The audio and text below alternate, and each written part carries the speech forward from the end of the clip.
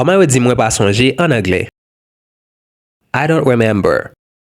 I don't remember. I don't remember. Moi pas tande. I don't hear. I don't hear. I don't hear. Moi pas kwe. I don't believe. I don't believe. I don't believe. Moi pas connais. I don't know. I don't know. I don't know. Moi pas vle. I don't want. I don't want. I don't want. Moi pas besoin. I don't need. I don't need. I don't need. Moi pas parler. I don't talk. I don't talk. I don't talk. Moi pas crier. I don't cry. I don't cry. I don't cry. Moi pas ouais. I don't see.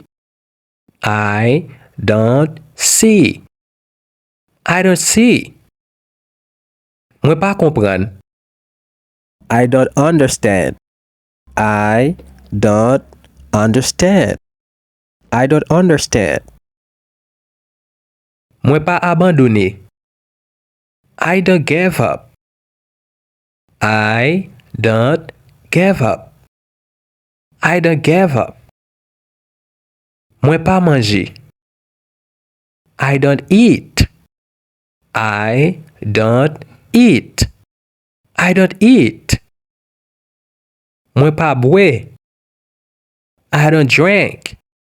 I don't drink. I don't drink. Moi pas aller. I don't go. I don't go. I don't go. Moi pas joindre. M'attend réponse ça dans commentaire. What up, this is teacher Yorlens. Je vais dire présenter nos langages. Langage, c'est une application gratis qui permet d'apprendre anglais, espagnol, portugais et l'autre langue. L'application est disponible sur Play Store ou App Store. Link là dans le commentaire, cliquez sur lui pour capable télécharger l'application ça pour capable apprendre langue ça yo.